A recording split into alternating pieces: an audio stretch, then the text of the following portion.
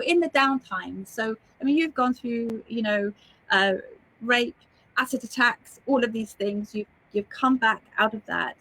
I want to know, in terms of trauma, what's the therapy that helps you from heal with trauma? Because you're dealing with also your foundation with burns victims. Yeah. Also helping. So people listening to this, when they've gone through a massive trauma, what therapies have worked for you, and what do you see working for your people in the burns unit? I think it's different for everyone, but what my personal journey of therapy started with CBT therapy, and that was a psychologist who was within the burns unit where I was being treated. So from the moment of coming out of a coma, the psychologist was there. It was an NHS psychologist with an NHS treatment, and I saw her every single day. So that I was an inpatient in the hospital, so it was very intensive therapy. And when I was discharged and became an outpatient, I went back to the hospital to see her twice a week. And then after that, I had tried a few other things that did work for me. I tried EDMR therapy. Is that with the light for the yeah, eyes? yeah. Also, I tried tapping, which is something I use in my everyday life now. Is that the EFT? Yeah, EFT. So if I'm about to do a speech and I feel slightly on edge or nervous, just simple tapping can really help me. And similar with the 2-to-1 breathing, so kind of breathing in for 2, out for 4, that really helps me sort of regulate the nervous system, and any kind of symptoms you might get from stress or anxiety, it really helps diminish those. I think my biggest message about therapy is think of it like exercise. There's so many different ways to exercise. You go online and you see HIIT training, you see weightlifting, whatever it is. If you try one style of exercise and you don't like it, you don't just pack in exercising together. You try different trainers, different clubs, different YouTube videos. So if you go for therapy and it doesn't work for you, don't just stop there. There's so many different practitioners and there's so many different services available now. It's not just talking therapy now. There's all different things. So keep trying different practitioners and different methods, and eventually someone will unlock your pain, your trauma, your past, and they will help you move forward. And what do you believe about that? There's many different theories. So this idea of that, for me, it's about being able to say it out loud, acknowledging it, and then it dissipates and lets it go. The worst thing you can do is bury it. Yeah. So what do you believe? What do you believe is the healing process? Because as I say, you've done it, and you're seeing all the people who are in your burns unit doing it. So how are they? What do you see works?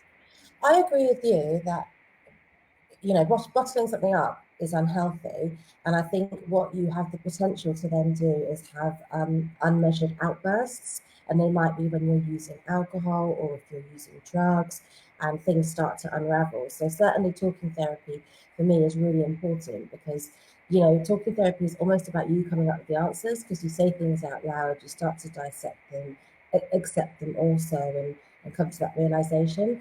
But also I do agree, for some people, if the trauma is something like a rape or some kind of accident, there comes a time when you don't want to carry on talking about it, and maybe EDMR, hypnotherapy, tapping might actually be better for you, or life coaching, because it might be about the present tense, it might not be about the past for you anymore. So that's why I think you have to think of therapy as something that evolves. For me, my trauma happened 12 years ago. I've got an appointment with my therapist tomorrow on the phone, but we don't talk about rape and acid attacks and being burnt. I'll talk about me and my husband and my kids. And, so therapy evolves with you, and the subjects change. And I really like the American style of psychology, where everyone has a dentist, everyone has a therapist, and I don't think I'll ever stop therapy personally. Oh, my friends go mad at me because I'm always saying, get a therapist, I mean, I've been in therapy for years, and not because I'm not going, woe is me.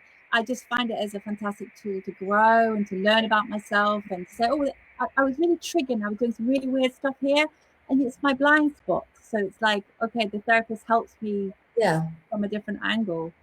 I also think it's considerate to the people you have relationships with, because if you don't have a therapist, you offload to the wrong people and you burden them.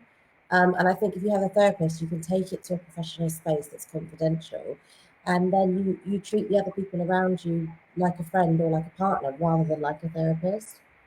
Yeah, no, I agree. And then sometimes, I call it kind of vomiting thing, when you're just emotional or you're triggered, and you go, can I just, I say that sometimes with our team. I say, I'm just going to rant at you for 5 minutes, get it all out, and then get, okay, let's be enlightened now. What do we need to do? Where do we need to shift to? So I think it's really important. You talked about, as you say, different ways into feeling better. I mean, it's psychologies, not everybody wants to do therapy, which is fine, but then they'll do wild swimming, or they'll do walking, or they'll be doing different things. For you, I know that you like journaling, don't you? Yes, that's right. Yeah, I'm a big. What are some other tools that you use in your life to help you and support you other than therapy? Yeah, I think it's a good point, because actually not everyone can afford a therapist, or maybe they just don't feel comfortable accessing. Yeah, you touched on the journaling. Writing has always been something that's cathartic for me. Before it was a career of writing books, it was something my psychologist told me to do because I had a lot of anger. So as well as writing diaries and journals, I would write letters to people that maybe I felt had hurt me or wronged me, and completely seal them in an envelope, and then tear up the whole thing and throw it away.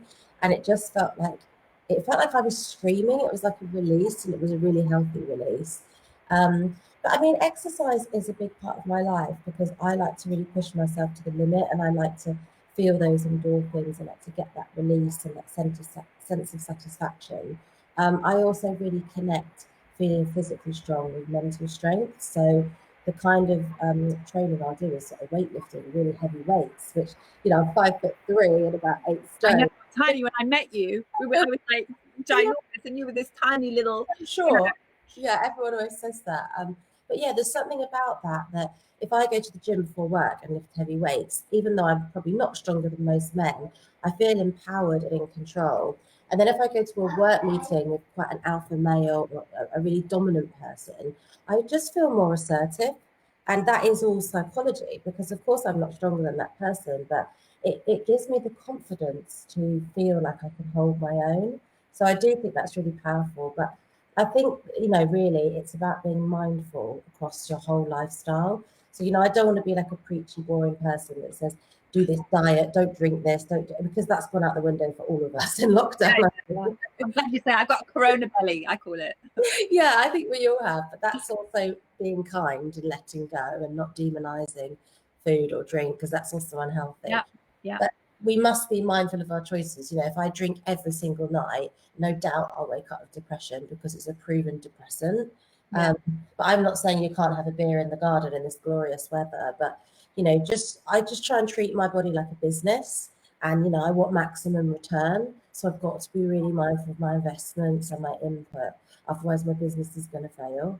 Yeah, that's a really interesting way of seeing it, and the way of kind of, as you say, investing in yourself, investing in your business. And they talk about like the bank account, don't they? The bank account of energy. I know one of the therapists was talking about that this week, of what you're going to fill your bank account with. And we can all be a little bit overdrawn at times. Yeah. But the danger is when we go to bankruptcy, when you're never putting anything in. There's that piece. Yeah, I think that was my major life lesson from my acid attack, to come out of something where people thought you might die, to come out of a coma. I remember on a day of reflection, I thought, this body has got me through the unthinkable. How will I ever repay it? And, really understanding how resilient and strong we are. And we're all frightened at the moment of the virus. The human body can be beaten, battered, and traumatized, and it can come back just as strong. So, don't doubt yourself, but do repay it the favor. Knowing how the medical things I've been through, I tried to be kind to my body. I tried to be good. Of course, I tried to enjoy it as well at the same time, but try to remember what it does for you on a daily basis, and sometimes assist it.